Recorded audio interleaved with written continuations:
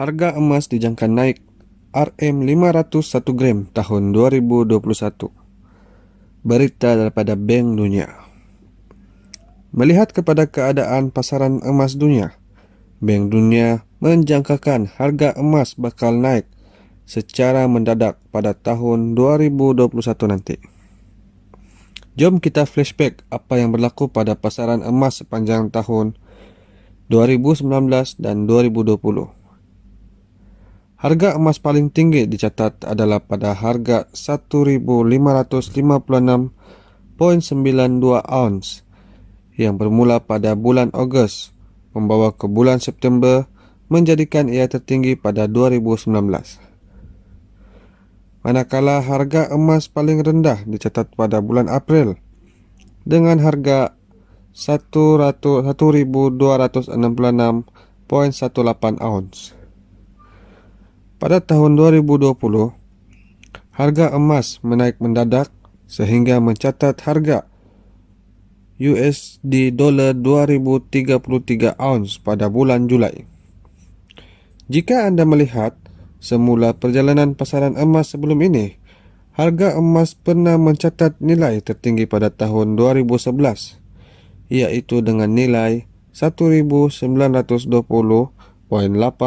ounce.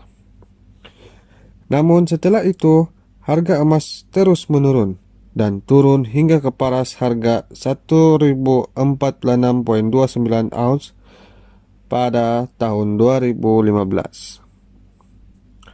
Nilai ini mungkin sedikit berbeza bagi setiap broker disebabkan kerana kewujudan spread yang diambil oleh broker. Setelah sekian lama, harga emas bermain dalam lingkungan harga 1.100 ounce ke 1.300 ounce sepanjang tempoh 6 tahun. Akhirnya harga pasaran emas dunia berjaya naik semula ke paras harga yang pernah dicatat pada April tahun 2013. Ini adalah salah satu faktor dari sudut teknikal analisis bahawa kenapa harga emas dunia akan naik semula. Kerana pasaran emas berjaya memecahkan zon resisten yang belum berjaya dipecahkan sebelum ini. Jika harga emas berjaya memecahkan resisten harga 1.600 ounce, maka harga emas akan naik lagi. Perkara yang sama berlaku pada tahun 2020 apabila resisten harga 2.000 ounce berjaya dipecahkan kerana faktor kebimbangan akibat COVID-19. Walaupun harga kembali menurun sedikit kerana pengumuman vaksin untuk wabak COVID-19, namun harga emas akan kembali mengalami kenaikan secara mendadak sehingga mencapai RM500 per gram berdasarkan kajian Bank Dunia. Kenaikan harga emas ini berlaku kerana ketidakketentuan ekonomi yang bakal berlaku pada tahun 2021. Setakat ini, syarikat farmasi di setiap negara sedang bertanding untuk menghasilkan vaksin yang efektif. Namun masih tiada bukti kukuh untuk menyatakan bahawa vaksin ini akan berjaya menghentikan wabak COVID-19 dari terus menular. Menurut kajian, vaksin COVID-19 akan hanya berupaya mengurangkan jumlah kes baru COVID-19 buat beberapa bulan sahaja. Virus COVID-19 akan mengalami mutasi terhadap vaksin dan hasilnya, kes COVID-19 akan meningkat secara mendadak pada tahun 2021 ditambah dengan tiada penjarakan sosial diamalkan kerana ramai yang yakin mereka kebal dari virus tersebut kerana vaksin. Peningkatan kes COVID-19 secara mendadak pada tahun 2021 akan menyebabkan ramai pelabur membeli emas secara pukal untuk menyelamatkan kewangan mereka. Hasilnya, harga emas akan meningkat sehingga mencapai RM500 per gram pada tahun 2021. Berikut adalah faktor harga emas akan naik selain isu COVID-19. Pertama, krisis ekonomi dunia. Kedua, peperangan. Ketiga, ketegangan ekopolitik. Keempat, mata wang Amerika jatuh. Kelima, inflasi.